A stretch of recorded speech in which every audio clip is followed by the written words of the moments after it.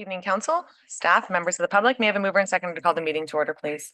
Councilors Thompson and Fisher, that the special meeting of the Council of the Township of Springwater of December 11th, 2024 come to order at 4:30 p.m. All those in favor? And that has carried. Councilor, any disclosures of pecuniary interest this evening? And not seeing any, I will now call upon Jack Amendolia from Watson and Associates for our presentation, please.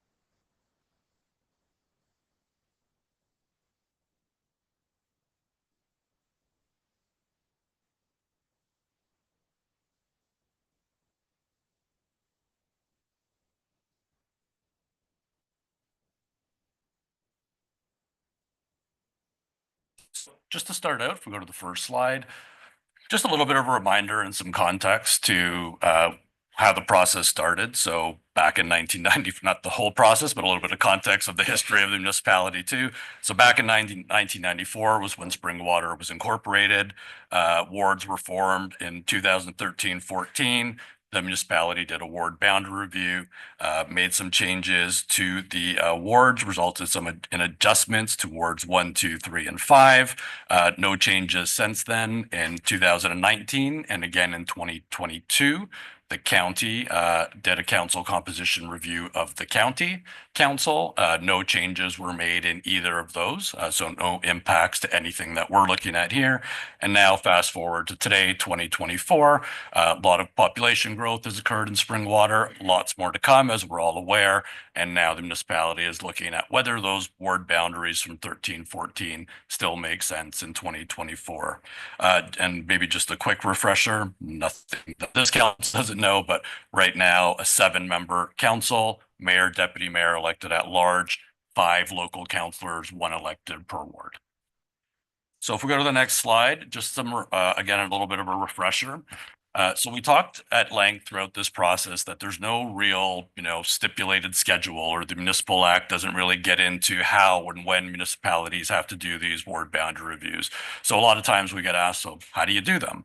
A lot of it is based on, experiences, research that we gather, things that we've done in the past as a consultant team and other ward boundary reviews.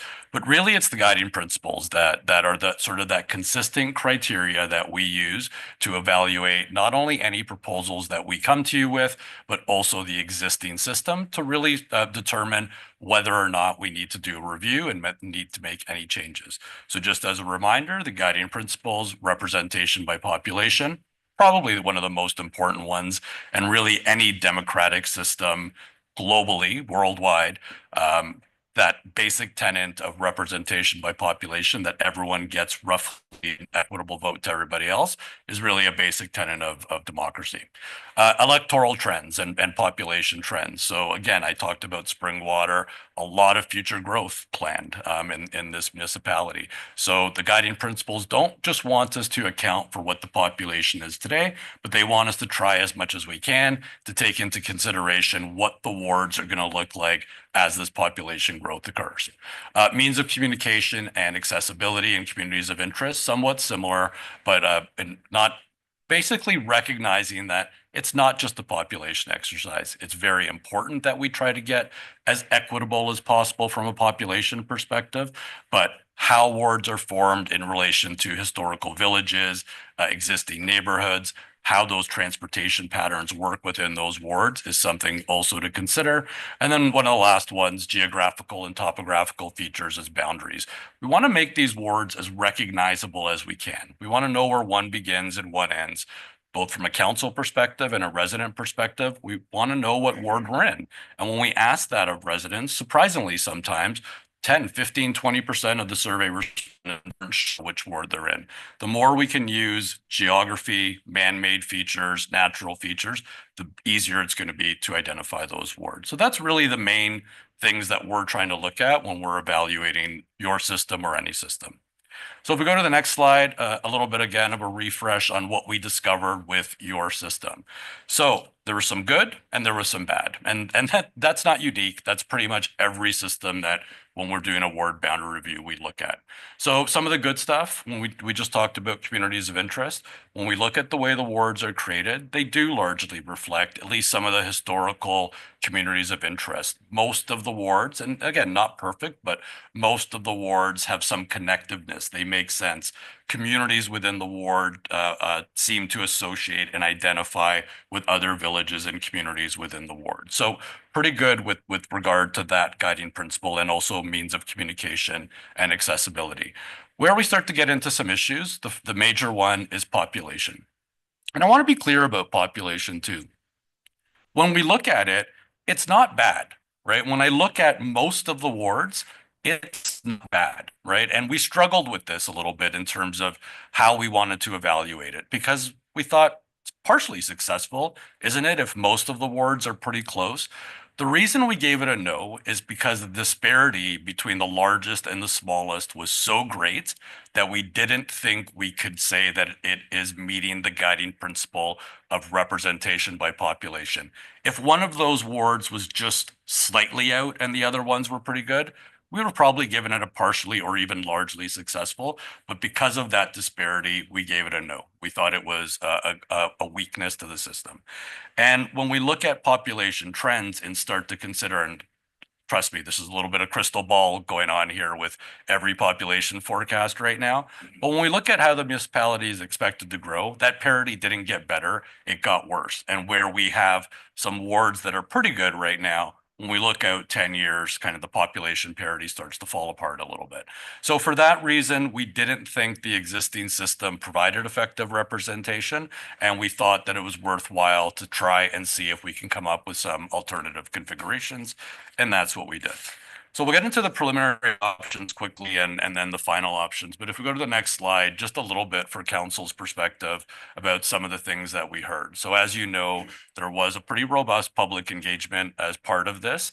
And when I say robust, the effort was robust. We can't always guarantee how many people participate, but we had decent participation as ward boundary reviews go. One way that we measured that participation, so we had virtual, we had web page engagement, we had in-person sessions, and then we also had a survey. And for us, the survey is sort of the most quantitative way to measure what we heard. So in terms of the surveys, we had two surveys, one in the first round. If you recall, it's a bit more free form and we're more or less asking, what do you feel? Only 17 respondents in the first round, so not great, but not atypical either.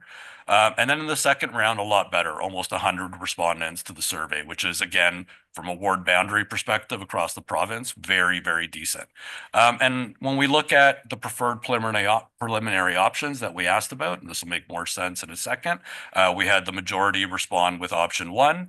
The second highest was no preference of any, so it might mean that they didn't like any or just didn't have a preference of any. And the third highest was preliminary option three, and then rounded out with preliminary option two.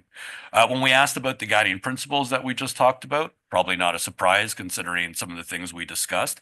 Representation by population, almost 50% of the survey respondents thought that that should be the priority.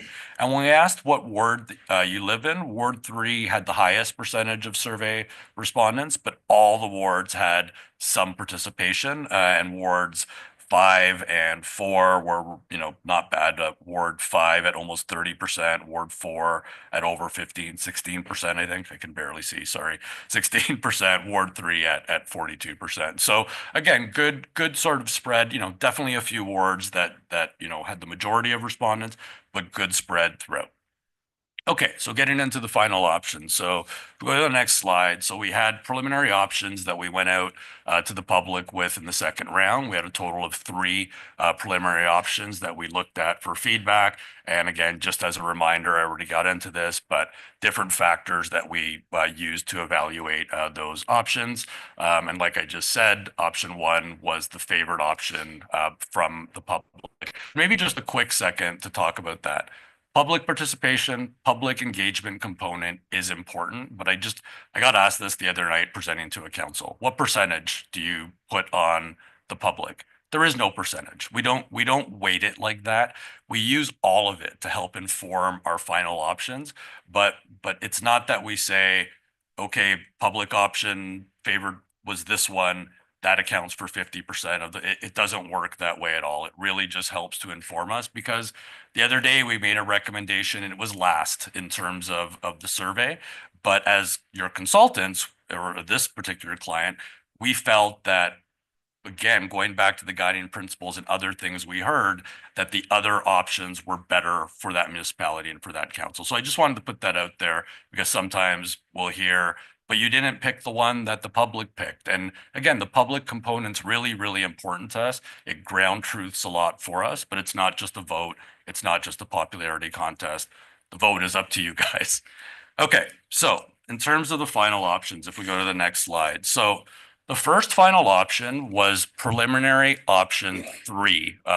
We'll revert back to the preliminary option. So we just have that in brackets so that you can refer back to the other report and the preliminary options. So this final option we thought was the most balanced of all the options. By no means was it perfect in any single thing, but we thought, when we evaluated it against the guiding principles, when we considered Springwater as a whole, and I think that's an important consideration as well, that this was one that worked the best, considering all the guiding principles and the entirety of the municipality. So when we look at population parity, pretty decent. The one thing that I would point out is Ward 3 in the short term is underneath our acceptable range, but as growth starts to occur, it comes into parity. And really, outside of Ward 5, when we look at the growth that's expected to occur, the growth starts to spread out quite nicely in this example. Ward 5 might be some issues, but when we look at it, it might be something that we can fix with a line or two rather than doing a whole other ward boundary review at that time. Does it come with some risk? Of course. As I talked about, population forecasting right now, as an economist and a demographer, is a bit tough. There are almost no really good historical trends to base our numbers on, and there's a lot of economic uncertainty, right? The one thing in Springwater with the Midhurst plan, we know with a high degree of certainty, I think, I'm even careful when I say that, but with a pretty good degree of certainty, where some growth is going to get concentrated in this municipality because of the size of that plan. But the risk with this is, what if growth doesn't shake out as projected? What happens to some of this population parity? But then I would say to that, even in the short term, it's pretty good outside of that one ward. So it seems to work short term, long term, communities of interest, like I said, well balanced. If we go to the next option, this is our other final recommended option. This is based on preliminary option 1.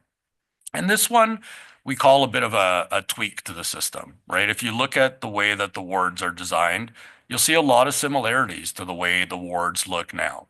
We've tried to address here, and going back to the evaluation, we thought communities of interest and communication accessibility worked pretty good with the existing system. So we tried to maintain that as much as possible, but at the same time fixing the most what we thought were the egregious issues. One ward, like I said, with 50% outside the sort of parity range, and quite a big range between the smallest and biggest ward. And really those lines that we talked about, where if you look at the existing map, and I think it's because some of the existing boundaries follow parcel fabrics, it's very hard to, it's just kind of this zigzag in places of line that's hard to make sense of. So we tried to address that and fix that. So again, it looks a lot like the existing system. It tries to address the most glaring parity issues. But if you look at the 2034 population, it's not able to address that, right? By keeping things relatively the same and all the good things I talked about, once that growth starts to shake out. So in this option, I think it's a really good, viable option, although it's very clear, and I will say this out loud, that it's likely that you're going to have to do this again in a couple of elections, but that may be the case anyways, right? With again, the uncertainty in the environment that we know, it may be and honestly, it's and I don't want it to sound self-serving because I'm a consultant who does these things, but it's good practice for a lot of municipalities to look at this every 2 or 3 elections anyways. So that those are really the differences, right? The first option we're giving you, a little bit more balanced, more change, right? More difference than what we know today. A couple of wards in that first option, like that are quite large, that stretch down, and we've heard that don't really have the connectiveness that we want to, but it gives us the parity, the population we want. In the second one, a little bit more familiar with what you have today, fixes some of the most major issues, probably tells you that in a couple of elections, we're going to have to do this again. So if we go to the next slide, and I'll actually be really quick because I think I just summarized exactly this just shows you the 2 options. So you can see really what I was talking about with that large ward that comes all the way down from Hillsdale, all the way down to basically the southern portion of the municipality. We heard that loud and clear that that's a really big ward, and we heard it from counselors that came to the session. We heard it from some people in the public, but again, we explained the rationale and what we're trying to do. And then the final option, like I just said. So we'll leave it at that. The next slide is just a summary of what I talked about, so I won't get back into it. Maybe just one point on there. So why not, we had 3 preliminary options. Why as consultants are we recommending the 2? I think we went into why, but why not option 2?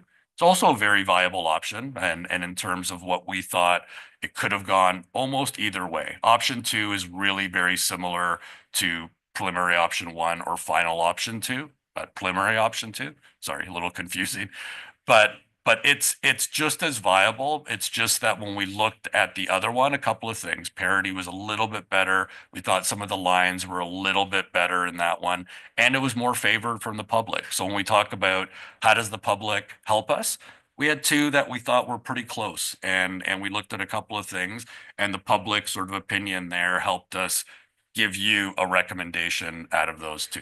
So that's really why not option 2. But if council in their wisdom thought that that's something they wanted to see from a consultant perspective, we think viable and defensible. Okay, so to finish off, what can council do with this information? So a couple of things. So the Municipal Act, as we have talked about in the past, and I reiterated today, doesn't give council a ton of guidance in terms of how to conduct a ward boundary review and what you should do, but it does tell you what you can do if you want to make a change. So council can do a few things. You can determine the size and composition of council. Again, that's not part of this review or part of this scope. It's been, what we've heard is that council size is adequate at this point. So not something we've looked at, but again, that's your prerogative to do that. And important to note that that's not appealable. Any decision council makes on size and composition, it's final. Council can also determine how council will be elected, and that's kind of what we're talking about tonight. So council can be elected by general vote, so an at-large system, can be elected by wards, so the system that you have right now, or it can be elected by a hybrid system if council so chose to do so, at large and combination of wards. And then the final part is council can then, if you're in a ward system and you elect to stay in a ward system, council can decide to divide or redivide the municipality into those wards or dissolve the existing wards. So if you decide to make a change to your existing ward boundary system, you would have to pass a bylaw to do so. You would have to provide notice of that bylaw, and that bylaw can be appealed to the Ontario Land Tribunal by anybody. I think it's a few $100s to file that appeal. And they have, I believe it's probably on there somewhere, 45 days after the date of bylaw passage to file that appeal. With the options presented to you tonight, council can pick one of the consultant final options that we recommended. As I said before, council can pick one of the other preliminary options. Council can ask the consultant team or through staff to make some changes, amendments, or tweaks to one of the final options or one of the preliminary option, or status quo. Council can decide to make no change. So I will stop there, and I threw a lot of information at you, let you digest that for a second, and then if there's any comments or questions, I'd be happy to take them. Thanks for your attention. Thank you very much for the presentation. And at this time, council, I'm just going to have a mover and second out on the floor. Councilors Garwood and Alexander, that the presentation from Watson and Associates regarding the 2024 ward boundary review final options be received. And at this time, we can have any comments or questions.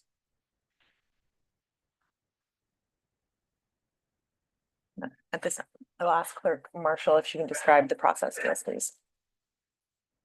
Thank you, Mayor Coughlin.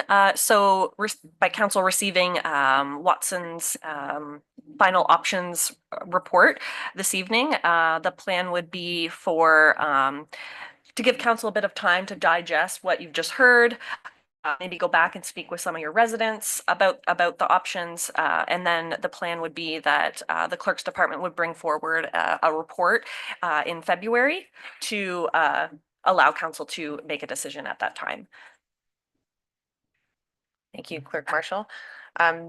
If you can pull back up the side-by-side wards 1 and 2.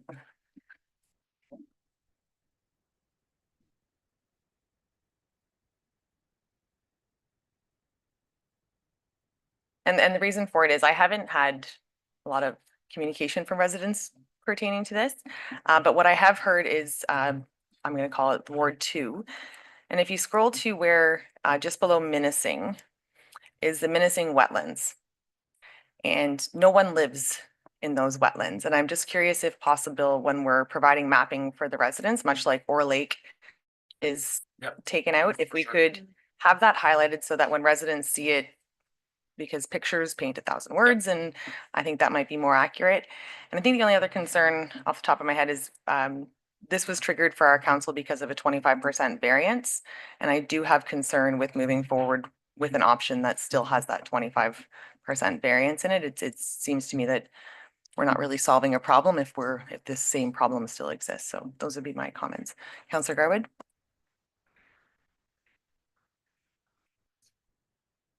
I as well have much communication from the community, understanding that from a Ward 1 perspective, there isn't an option really saying,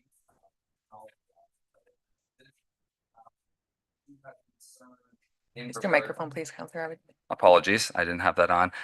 What I was saying, and I will repeat it again for the recording, that I haven't had a ton of communication from the community on the matter, understanding Ward 1 doesn't have any options based upon the final recommendation 1 and 2.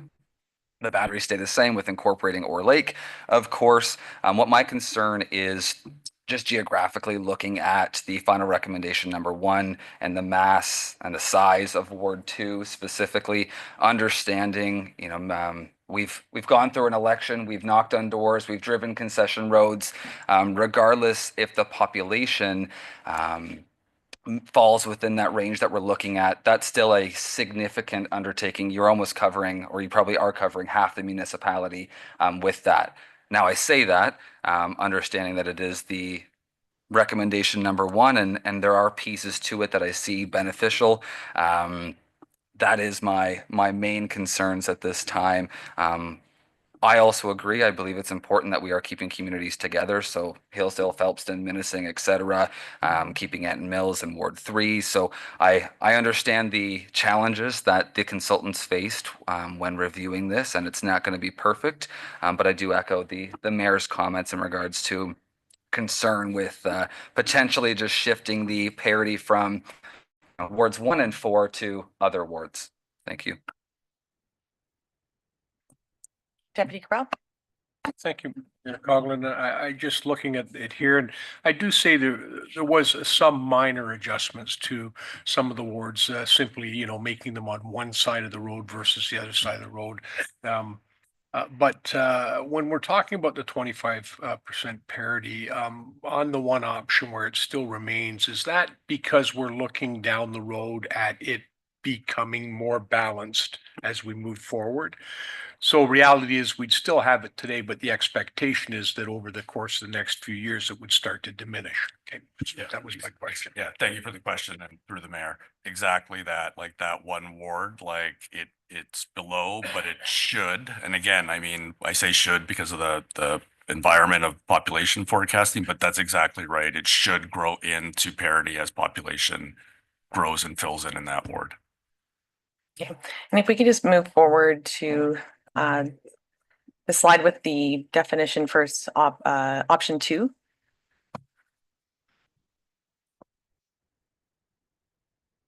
And the clarification I had there was on the percentage option 2, there it is. So this is suggesting that while other wards are growing, the population for 2034 in Ward 5 would be approximately 17.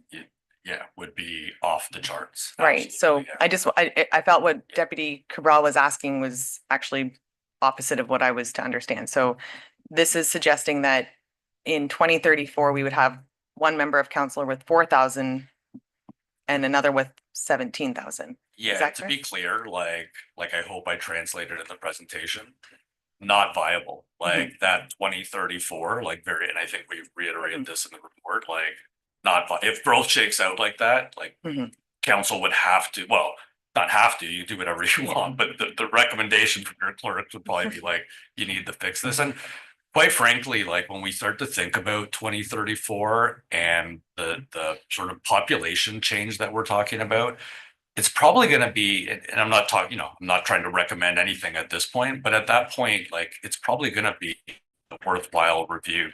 Do we have enough? Does size still make sense when we're adding that much population? So yeah, very clearly, like that is not a viable system past 2 elections. Keep that. Anything further, council? Not seeing anything, so our motion here this evening is that the presentation from Watson and Associates regarding the 2024 ward boundary review final options be received. All those in favor? And that is carried. Thank you very much. Very much. See you in a few months.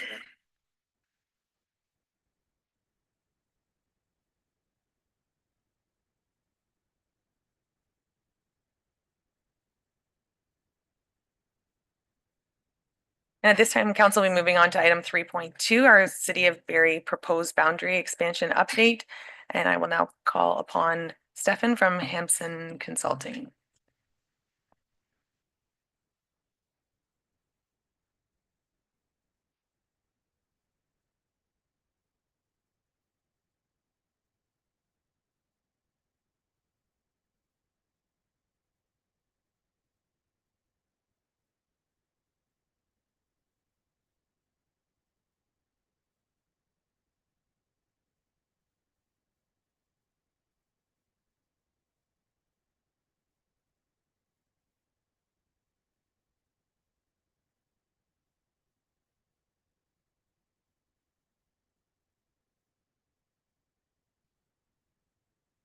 Good afternoon, Stefan. Thank you for joining us. Thank you, Madam Mayor. Can you hear me? We can hear you, but if we can probably try and turn your mic up if we can.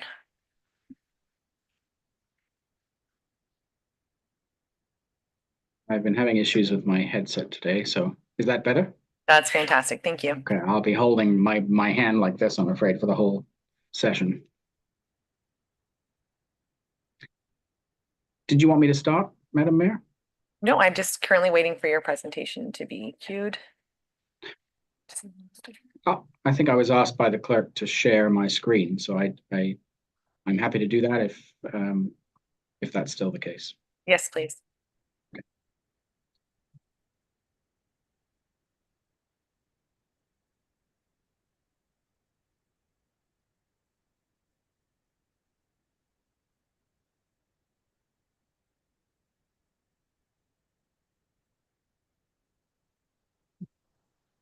Can you see that, Madam Mayor?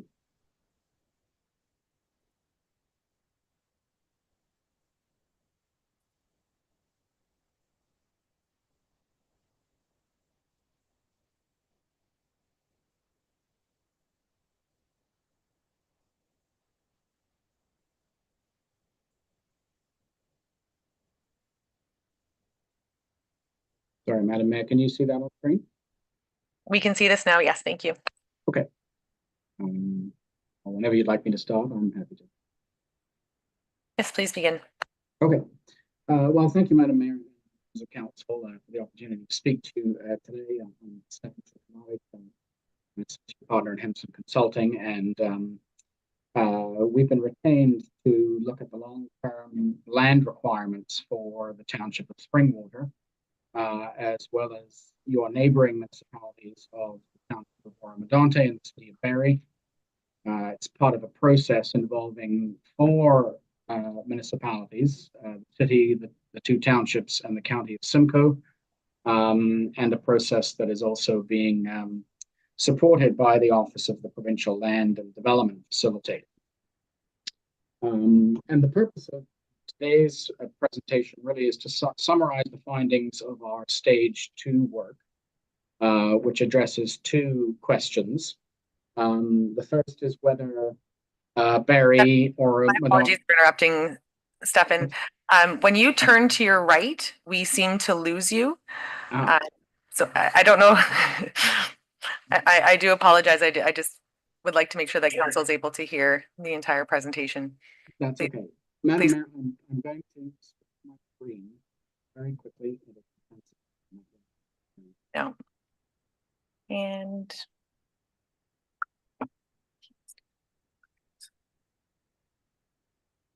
so Stefan, at this time, we've actually lost, we can't hear you and the presentation has dropped off the screen.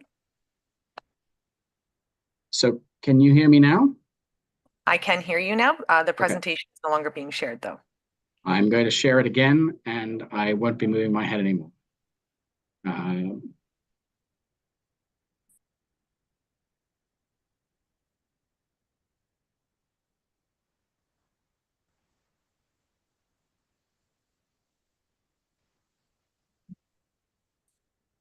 Stefan, if you'd rather, our clerk's department has offered to share it on our end and just next slide, please, and we can do it that way if it's easier for you, but we can try this again and go from here.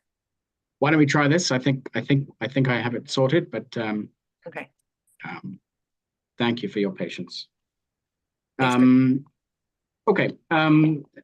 So is that clear now? Much better. Okay. All right. Well, so the presentation then that I wanted to start with you is to deal with these two questions. And the first is whether Barrie, Oro-Medonte, and Springwater have enough land to accommodate their projected population and employment growth over the long term, specifically to 2051. And if they do, then this analysis sort of reaches its conclusion, and we can sort of close it up and pick it up again in 10 years or whenever the city and the county of Simcoe next do their official plan updates. But if any or all of the municipalities don't have enough, then we've been asked to describe sort of what options are available in a defined study area to accommodate that growth. And the area in question is shown in the map here, and it's covered by the orange boundary there, which is, I'm sure, very familiar to you. So that's the boundary covering the townships and the northern part of the city of Barrie. I did want to just quickly acknowledge from the get-go that Barrie plays a somewhat unique role in this study area from the perspective of growth management, simply because of its size, its central location in the county, and the scale of growth that is occurring there.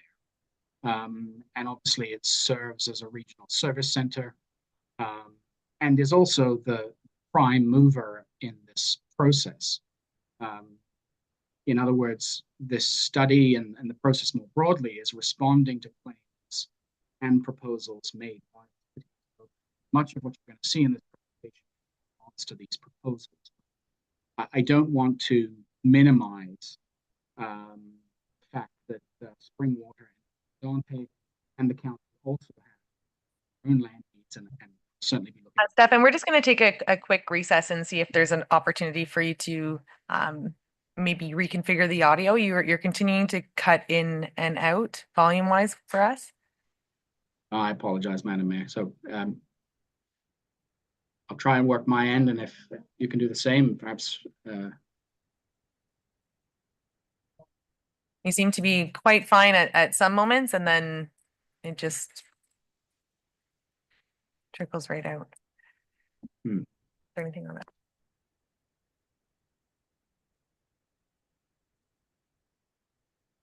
Is there an opportunity to attempt it without the headphones?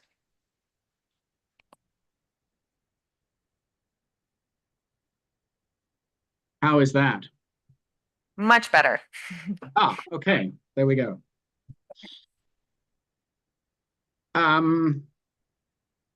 Okay, I'm going to just back up by 1 minute, and again, my apologies. I was just sort of speaking a little bit about the role of Barry in this process, because I think we need to acknowledge up front that it does play an outsized role in growth management, by virtue of its size, its location, and its important role as a regional service center, not just within the study area, but also for the county as a whole.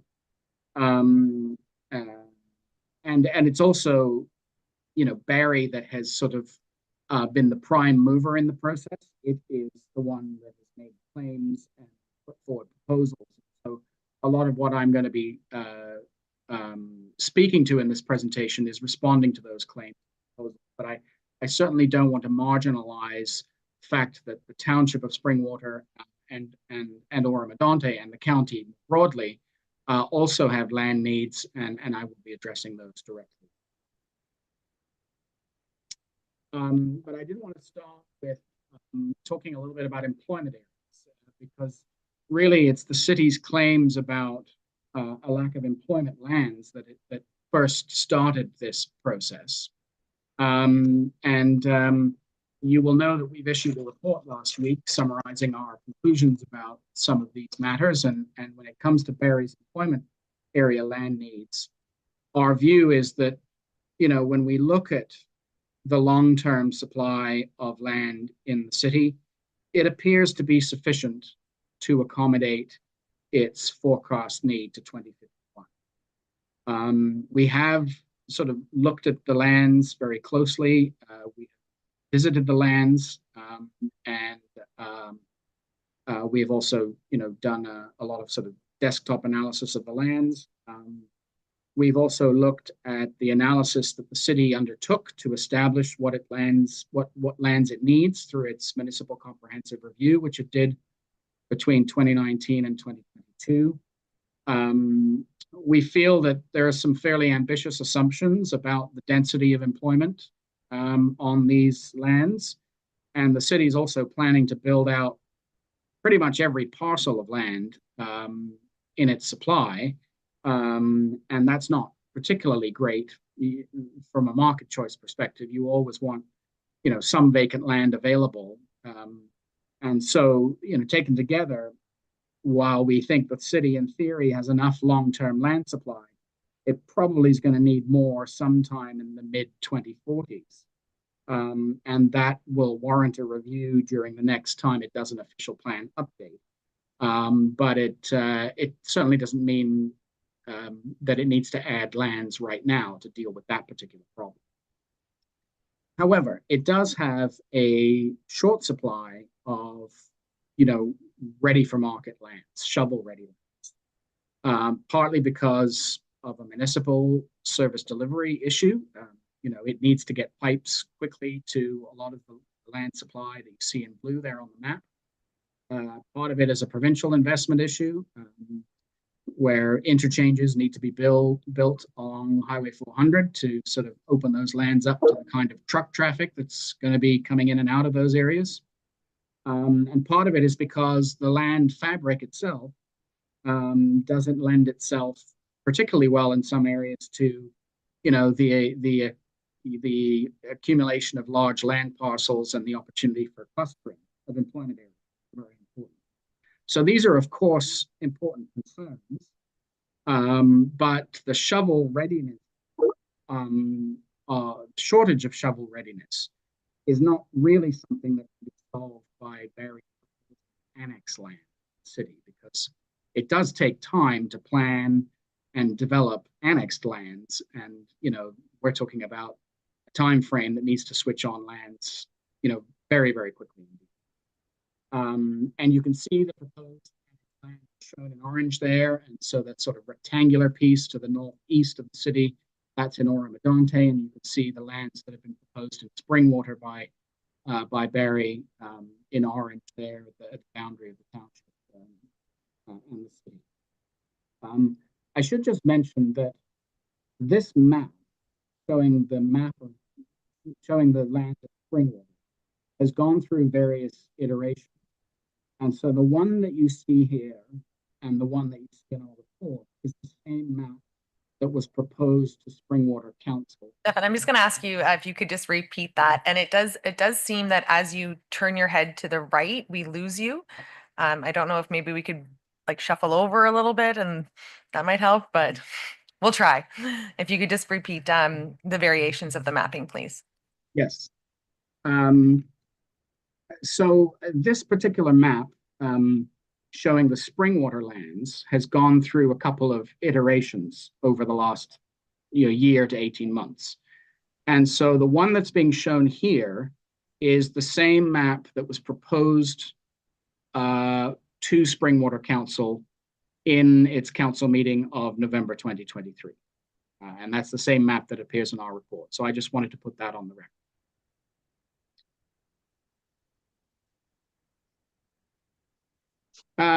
So the situation in Ora Medonte is somewhat different. Ora Medonte has some very well located employment area lands right along Highway 11 there, and including a very strategically located employment area around the Lake Simcoe Regional Airport. And the county official plan is premised on all of these employment lands being built out over the course of the next 25 years to 2051 at rural densities. So there's no assumption that any of these lands would be serviced. If servicing did come to the airport or any of these other lands, then obviously the employment potential of the township would be greater than what's set out in the county official plan. But right now, there's no shift to a sort of more urban employment land structure anticipated. And that's in line with the Ora Medonte employment land strategy. So we do not see a need for additional employment area lands for Ora Medonte. When we look more closely at the lands that Barry is proposing for annexation within Ora Medonte, we generally conclude that these lands are not particularly well suited for employment uses. If you look at the map there, you can see that a good chunk of those areas are covered in green, and they are undevelopable because they are sort of environmentally constrained. The areas in yellow are agricultural uses, and some of them are in active agricultural use, including a winery in the middle there. And the areas in orange is a rural use. So, they are constrained in some respects. They don't really allow for, they constrain users who want to, configure large parcels in many areas. From the township's perspective, they would represent a major new urban center. So there may be all sorts of financial consequences associated with that if it became sort of part of Ora Medonte. But from the perspective of Barry's employment land needs, they don't really address the lack of shovel-ready employment areas that I mentioned earlier. There are also interchange issues, we think, up by Highway 11 there. Lots of different turning circles and cemeteries and churches and T-junctions and bridges that get in the way, perhaps, of the large amount of truck traffic that might be required to access the highway, notwithstanding the fact that there are water and sewer services along Penetanguishing Road. So the bottom line is these lands would take some time to develop, even though the services are there along Penetanguishing Road, but compatibility issues with the residential areas, constraints within the area that's been identified, and some infrastructure issues as well. When we look at Springwater's employment area land needs, unlike Ora Medonte, Springwater has relatively few employment areas, and none are adjacent to the Highway 400 corridor or the Highway 26 corridor that sort of links up with Wasaga Beach Collingwood area. The employment areas in Springwater really serve local rather than regional needs. And so for us, what warrants particular attention here is whether the township has sufficient land to provide the broad range of employment opportunities to the significant population that is being planned for in the township, especially in the Midhurst secondary plan. The county official plan is premised on the ratio of jobs to population actually declining in Springwater, and that's without build out of the Midhurst secondary plan area. So if Midhurst proceeds far quicker than anticipated under the county official plan, then we would expect perhaps, you know, the ratio of jobs to people to come down perhaps even more, given the supply of employment area. So that is something to note. When we look at the proposal that Barry has made to Springwater for potential annexation areas, we see some similar problems that we saw with the Oro Medonte areas. So I'm going to move from, you know, right to left here, and if we look at the lands sort of east of the 400, those are fairly well located, certainly from an accessibility to the highway perspective. There's some topography issues. They're not particularly flat in many areas, which is not great for large-scale employment uses. And there are certainly questions about how and whether you can bring services across the highway corridor for the area in brown there at the top. As we move to the west, you know, you can see that the areas around Little Lake are significantly constrained by environmental protection lands. About 40% of all the lands in that piece are sort of undevelopable. And then if we move further west, we can see the lands sort of due north of the city. Those are flat, and you know, the terrain's pretty good for large-scale employment uses. But you know, when Midhurst is fully built out, those lands are going to be squished between, you know, a large residential area to the north and a large residential area to the south. So not the greatest location for industrial uses, and you know, connectivity issues to the highway also comes into play here. And then if we move to the lands to the west of the city, perhaps more possibilities here, but in that these are fairly adjacent to existing employment areas, and you could get to the highway a little bit more simply. But there are certainly environmental constraints there, and there's an aggregate area there to the north. So there are problems with that as well.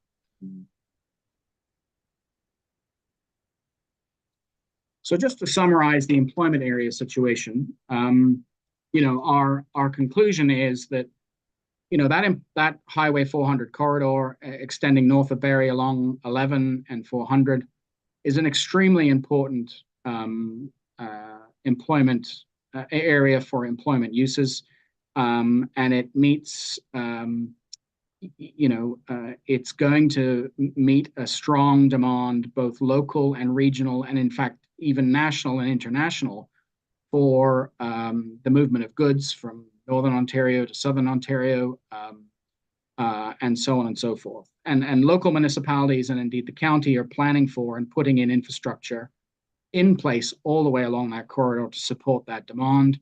We can see in Bradford, West Gwillimbury, where services are available on those employment lands, construction is proceeding very quickly.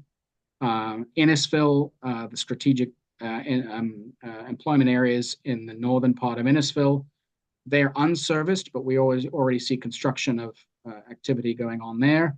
So there's no reason why Barrie's employment areas in the south, once serviced, wouldn't proceed and meet the demand that's clearly underway. And in fact, some of the areas in southern Barrie have advantages that the other areas don't have, particularly proximity to labor supply and some rail and transit links that the other areas don't have. So the bottom line is that Barrie's employment area supply is sufficient to meet long-term demand. They certainly have short-term shovel-ready supply problems, particularly for larger parcels. But those problems, we think, cannot really be addressed through annexing land in Oro-Medonte or Springwater. The case for doing that is relatively weak. I wanted to speak a little bit more about community area lands. And these are lands that are really centered around housing and the supporting infrastructure and services and local retail and institutional employment to sustain residential communities. Madam Mayor, you still hearing me okay? We are now. Thank you very much. Okay, thank you. So I just wanted to take a minute and speak a little bit about the housing market and housing market dynamics, because, you know, each municipality is not its own sort of universe here. You know, there's no Springwater housing market and then a separate Barrie housing market. They kind of work together, and you can see that if you look at the graph that's on screen right now. What this does is it shows you population growth across the Simcoe Census Division, which, you know, encapsulates the cities of Barrie and Orillia, which are shown in green and gold respectively, and then in the county as a whole, which is shown in red. And if you look sort of in the early part of this century, Barrie accommodated most of the population growth in the area. Before 2006, it was one of the fastest growing places in the country. And then around 2006, 2007, it ran out of greenfield land for housing. And growth really slowed during that period. Of course, the 2008, 2009 recession didn't help at all, and that slowed growth, you know, across the whole region. But then coming out of the recession, you can see that Barrie's greenfield supply stayed low, and population growth was accordingly low, but growth picked up in the county, accelerated rapidly and peaked in around 2017. And then in recent years, we've seen Barrie's greenfield supply return. And the point I want to make here is that the demand for housing, there's a clear relationship between the demand for housing in the city and the surrounding municipalities. It is a regional demand. It is relatively finite. Barrie has some advantages in that market that make it very attractive to people looking for apartments, for example, especially retirees who want to be near the hospital. But, you know, county municipalities are making great changes in offering more housing options for older adults to, you know, remain in their communities over the long term. So Barrie's competitive advantage might decrease as time moves on. The other point I just want to highlight here, when it comes to Barrie itself, this is the number of housing starts that we've seen in the city annually, going back to the early 90s.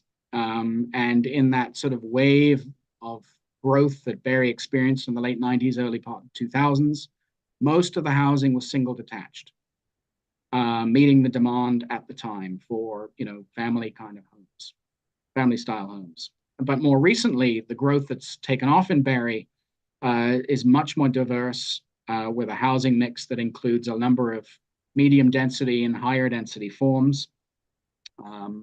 And so that's an important feature of what's going on in Barrie. The other point I want to make about Barrie's growth is that it is not fast enough right now to achieve its 2051 population objectives. The white line on the screen there shows you its current growth trajectory, housing trajectory. The dotted green line shows you the trajectory it needs to be on in order to meet its housing pledge target. And the gold line is the trajectory it needs to be on from now all the way to 2051 in order to meet its population target in its official plan. That's an extremely important element of the analysis you'll see at the end of this presentation. So when we look at how Barry's going to accommodate the growth that it's planning for, its official plan commits the city to building 50% of all new homes within the built-up area of the city. That is the already developed area. And 50%, the remaining 50% of the homes are to be accommodated in the greenfield lands.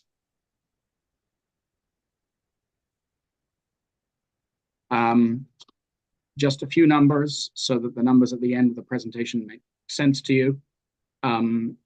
When Barry did its official plan, it was premised on accommodating about 56,000 housing units to 2051. Growth was slower than it thought. So when 2021 rolled around and the census results came out, it was actually 55,000 homes, and they were planning for 62,000 homes. So now they have to build 62,000 homes to 2051 rather than 56,000. 50% of those need to be in the built-up area. That's 31,000. And then the other 31,000 will be in the greenfield areas. So it's about 1,000 units per year in the built-up area and another 1,000 units per year in the greenfield. And what we want to do is test how realistic the prospects for accommodating that level of growth are. In the built-up area, it's 1,000 units per year at 50% intensification rate. Since Barry did its comprehensive review up to sort of mid-year this year, it's been intensifying at around 35%. So 35% is very high, certainly relative to the historic intensification rate, but it's much lower than what it needs to achieve that growth target. It's going to need many, many more cranes in the sky in order to get to 50%. And remember, it needs to grow a lot faster than it is right now. So it's not just the percentage that needs to increase, it's the actual amount of units that are being built. And most of these units in the intensification area are being built as apartments, specifically high-rise apartments. Barry has a very progressive official plan. There are no issues with the supply of land in its intensification areas. And it has put into place a lot of very ambitious infrastructure plans to make sure that, all the key elements are there to make sure that the 50% can be achieved. It has a development charge bylaw in place to ensure that that infrastructure is paid for. And you can see the various strategic growth areas set out in the map here. But I do want to emphasize that this is an ambitious goal that the city has set for itself, and it represents a truly transformational pattern of growth moving forward. Turning now to the other 50%, the 50% of units that need to be accommodated in the greenfield areas. So most of the greenfield areas in Barry are in the southern part of the city, and they are located within the red lines that are shown on this map. And when you look within the red lines, you'll see a lot of light green. Those are non-developable lands, environmentally protected lands. And then you'll see that there's green hatching in many areas as well. Those are lands on which there are active applications. So, most of the greenfield areas have active applications on or near them. So we have a pretty good idea of how this greenfield land might develop, both in its form and its density. So remember, we're trying to get 31,000 units in these greenfield areas. In the lands that are covered by applications, we know that there's been about 4,000 units that have been built already, of which 11% are apartments. And we have another 13,000 that are in the application process, of which 45% are apartments. And we think it's a legitimate question as to whether all those apartments are going to be built. So, what's actually being built is 11% apartments. What's in some of the plans is 45%. But the really important question is the remaining lands, the vacant lands where there's no applications yet. There's about 350 hectares of land available in those vacant lands, and we need to squeeze 14,000 units on those lands. And the question is, can you do it? And our conclusion in our report is that you probably can't. But how much land you're short depends a little bit about the assumptions you make about the density of those greenfield areas. And so we've created two scenarios here. One scenario is based on the planned density of Barrie. So that assumes the 50% intensification rate. It assumes 45% of those apartments in the current applications get built. And it also assumes the same high density for the remaining 351 hectares. And if the city does that, it's still short 265 hectares. Scenario 2 is what we think would be a more realistic view of how things might play out in Barrie's greenfield area.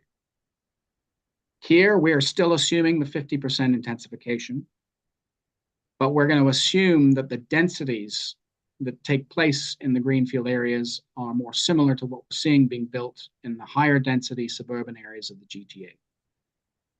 And in this particular scenario, Barrie is short 630 hectares. So just to summarize, Barrie has a very progressive official plan. It's planning for much more compact development, much more intensification than it has in the past, and we've seen evidence that that is taking place. The current rate of intensification is not high enough to hit that target, and in fact, the volume of units needs to increase in order for it to happen.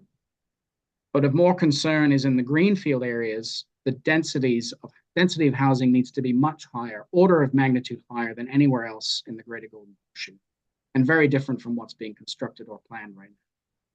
And just to give you a sense of what we're talking about here, the greenfield, those vacant lands in Barrie would need to be built at around 100 persons and jobs per hectare in order to squeeze those units into the remaining lands.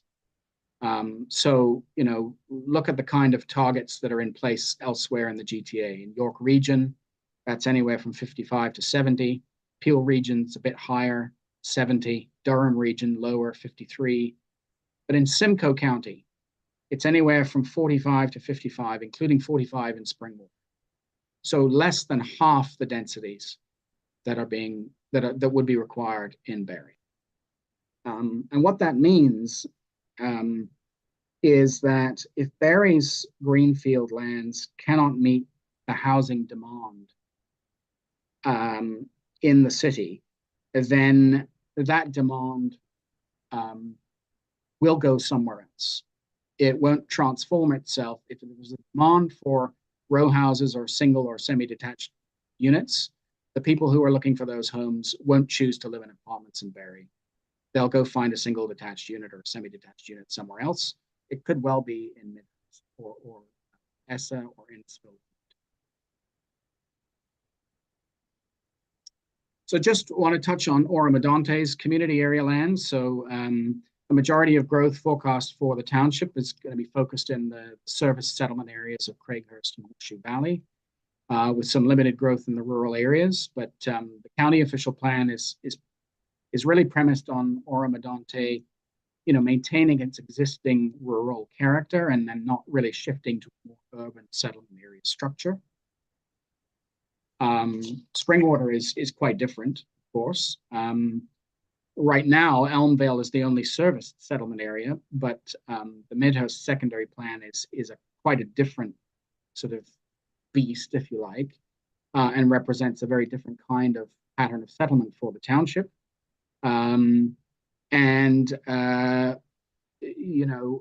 There's certainly enough land in that secondary plan area, we think, to accommodate the growth that might occur to 2051, however fast Midhurst actually ends up growing. And we can see here that, there's lots of development in the pipeline in Springwater. How quickly it proceeds is a fairly open question. But certainly the township has and is putting into place all of the pieces that are necessary to allow development to occur swiftly, and even more swiftly, perhaps, in the county official plan anticipates, and that includes water and wastewater treatment facilities and the full range of communities. So just to summarize, the case for annexing additional lands for Barrie, we think is relatively weak if we're only talking about employment areas. But there's a relatively strong case for Barrie needing more land for housing in order to meet its population growth targets.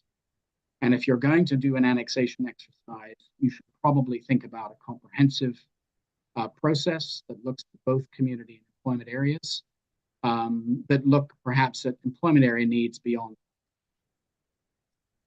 So we've created two scenarios for this, one based on that sort of planned density in Barrie, which translates into about 390 hectares of land. And the scenario 2, which we think is a more sort of typical suburban density scenario, which translates into 930 hectares of land. About 2/3 of that for community area and 1/3 for. And so, there are really, there's very many different options for addressing this, but very, very broadly, there are two pathways here. One is to keep the municipal boundaries of the various municipalities as they are in place. And what would happen if that was done is that as Barrie grew, it would slowly become more denser. We already see that happening, and that would continue in the short term. But probably by the mid-2030s, it would run out of greenfield supply for many segments of the housing market. Those segments of the housing market would probably be absorbed by the surrounding municipalities, including in Midhurst. And over time, some kind of servicing arrangements would probably need to be put in place. Apologies, Stefan, if I can just ask that if you can continue to speak right into the microphone. I feel that the conclusion part is something that we all want to hear every word of. And I just flipped my paper over the microphone, which is why. Sorry. So, as time goes on, Barrie, in this kind of scenario, Barrie may well have excess capacity of its municipal systems and facilities. It would certainly continue to serve as a regional service center for major health and educational institutions. So, we might see situations where some kind of servicing agreements or cost sharing agreements would be likely between the city and its surrounding municipalities. And as those became more complex, that would evolve, we think, ultimately into some kind of regional governance model to deal with growth management and, the servicing issues. The second option then would be to adjust municipal boundaries to annex land to Barrie so that growth would continue to occur across the study area, but Barrie, a portion of the lands would allow Barrie to accommodate its housing needs and hit its 2051 population and employment targets. And of course, this would involve a more detailed analysis of potential annexation configurations, looking more closely at servicing costs and financial impacts on all the municipalities. And, right now we've been asked to sort of draw up a sort of possible stage 3 work plan on that basis, and that requires sort of expertise in various areas, including engineering and municipal finance and natural heritage, and we have the experts as part of our team to do that kind of work. So we will take direction from the participating municipalities on what to do, but rest assured that the expertise is there in hand. So thank you, Madam Mayor, and I'm sorry that I caused such trouble with audio. I'm happy to answer questions. Thank you, Stefan. So Council, we do have two separate resolutions before us tonight. The first one that we have in front of us is the presentation from Hempson. So for questions on that, I would just need a mover and seconder to receive this, please. I have Councillors Fisher and Moore that the presentation from Hempson Consulting regarding the joint land needs analysis and study stage 2 summary be received. And then separately from that, we do have our CAO's report and resolution to be dealt with separately. So if there's any questions for Stefan on the presentation, any further detail. Councillor Moore? Thank you, Mayor Coughlin. I just wanted to go back to the 100 people per hectare and the target that of 100 that Barrie has in their official plan, is that a target that they have themselves or is that provincially directed? Stefan? Yes, through you, Madam Mayor. So that's not a target in the Barrie official plan. That is our estimate of what they would need to, the density they would need to build at on those remaining vacant lands in order to hit their population target. And if I could just ask, you did cut out there a bit. I think the clarification is there are cities and areas that have made housing pledges to the province. So is this the numbers that are being used? Is it a Barrie initiated target or is this part of the official plan? So there are two targets for the community area land needs assessment. One is the 2031 housing pledge target, which we think that the city has supply at any rate to meet, even though it's not growing fast enough to hit it. But the more important target for the land needs that we've laid out in the conclusion here is the 2051 population target. And that is a target that is in the Barrie official plan and comes ultimately from the previous provincial growth plan.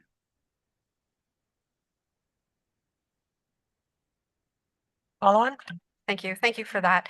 I'm not sure, Hampson Consulting, if we were to look at the natural heritage, do you look at the environmental factors yourself or do you hire that out to other specialties? Particularly around water. Thank you. Stefan? So through you, Madam Mayor. So for this stage 2 work, we have excluded from any of the land needs calculations any lands that are identified in an official plan as natural heritage system or have some kind of environmental protection. So those are not included in any of the land needs. And the mapping that I showed with some green areas, in the proposed boundary lands, all the green there is taken from official plan designations. For the stage 3 work, if we're going to be looking more closely at annexation areas, we have a natural heritage specialist that would look more closely at the lands themselves and to see what kind of level of protection would be required if they were to be urbanized. And I think this comes into play most specifically in some of those areas around Little Lake. Councillor Moore? Thank you. And thank you for your indulgence. And does that include then watersheds, groundwater runoff, that sort of thing as well? Stefan? Yes, Madam Mayor, it certainly does, and certain watershed boundaries will certainly come into play when looking at servicing requirements for water and wastewater. So absolutely, the engineering analysis for stage 3 would certainly be looking at those issues.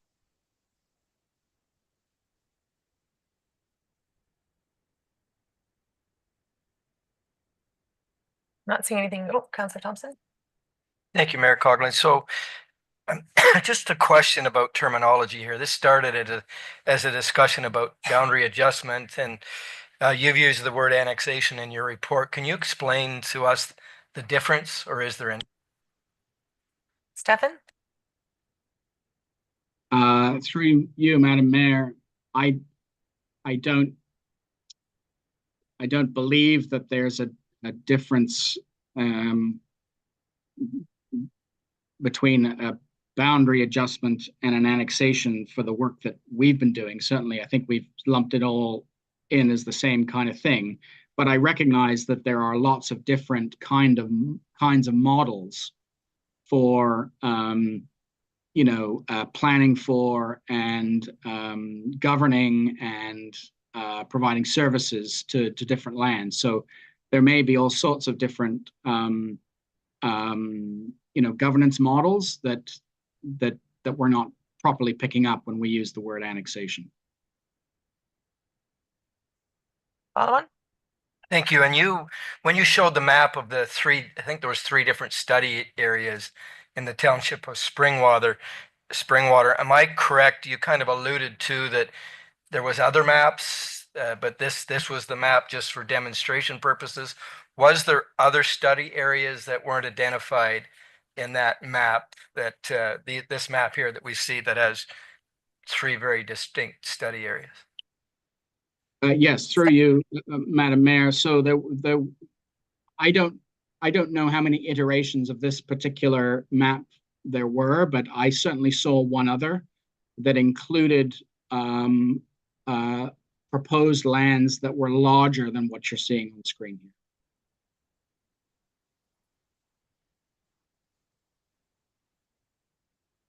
Councillor Garwood? Thank you, Mayor Coughlin.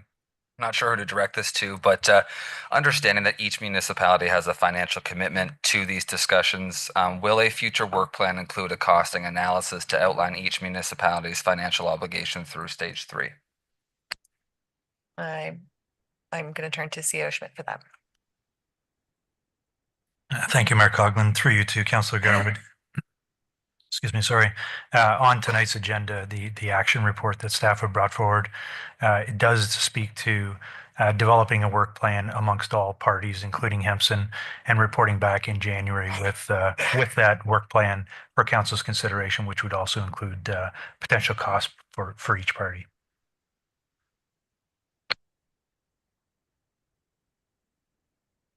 Not seeing anything further at this time. So council, we do have it moved in second that the presentation from Hempson Consulting regarding the joint land needs analysis and study stage 2 summary be received. Council, all those in favor? And that is carried. We will now move on to our action report, and may I have a mover and seconder for this, please? I have Deputy Cabral and Councillor Alexander. That the report from the Chief Administrative Officer, actually, I will just turn to CEO Schmidt. And then I'll read the whole thing after. CEO Schmidt. Thank you, Mayor Coughlin. So the report that's in front of council this evening for your consideration is really meant to provide some background on how we got here. And so I won't go through all of those details, but essentially what's being asked tonight is that three key things, I guess, is really to, which you've somewhat done already, is receive the report for information from Hempson. So their final report that Stefan just spoke to is being asked to be received. The second thing is for council to consider to continue to engage in the discussions with the Office of the Provincial Facilitator, as well as Hempson and the other remaining parties, the City of Barrie, Oro-Medonte, and the County of Simcoe. And the idea, again, was to bring forward a work plan to discuss some of the options that have been identified in the reports thus far. And then finally, again, as I mentioned earlier, really bringing that work plan back to council in the new year by mid-January, hopefully, to present to council and to also provide you with what the costs would be to the township to undertake that work. And that's really what council is being asked to consider tonight. I know there has been some other discussions out there about, where do we go from here and have specific lands being identified. Through the discussion tonight, you see what City of Barrie did propose to Springwater back in September of last year. Those are the lands that were provided and presented to members of council. As for other mappings, yes, we're familiar with that. There are other reiterations of that map that were submitted by the City of Barrie to the Minister of Municipal Affairs back in December of last year as part of their official plan amendment. Those lands were not presented to Springwater Council, but staff are very familiar with those lands. And so they don't form part of tonight's presentation. That said, again, I think we need to make sure that everybody's aware and it's clarified that although those lands were lands that Barrie's identified, should council agree and all parties agree to move to the next stage, additional lands will likely be identified through that process and will be brought forward for council's consideration as to how you'd like to proceed. So again, I think we just need to clarify that the study area includes the borders between Barrie Springwater and Barrie Oro-Medonte. It's not just specific to what Barry has presented or previously presented to council. It's the study area, like I said, includes the full boundary between Barry, Oro, and Barry Springwater. Any questions or clarification? Not seeing any. I do have this moved and seconded. So the motion is that the report from the Chief Administrative Officer regarding the City of Barrie proposed boundary expansion update dated December 11th, 2024 be received, and that council receive the joint land needs study analysis from December 6th prepared by Hemson Consulting for information, and that the Township of Springwater continue to engage with the Office of the Provincial Land and Development Facilitator, Hemson Consulting, and the City of Barrie, Township of Oro-Medonte, and the County of Simcoe to develop a work plan for analysis and options identified by the Joint Lands Needs Analysis and Study, and that staff report back to council regarding the contents of the proposed work plan on or before January 15th, 2025. Anything further on this? All those in favor? And that has carried. Council, may I have a mover and seconder for the confirmation bylaw, please? I have Councillor Garwood and Councillor Fisher. That bylaw 2024-108 to confirm and adopt the proceedings of council at the special meeting held on December 11th, 2024, listed herein, be signed and sealed by the mayor and clerk. All those in favor? And that has carried. And our adjournment, please. I have Councillor Thompson and Councillor Moore. That the special meeting of the Township of Springwater does now adjourn at 5:51 p.m. to meet again on regular session on December 18th, 2024 at 6:30 p.m. All those in favor? And that has carried.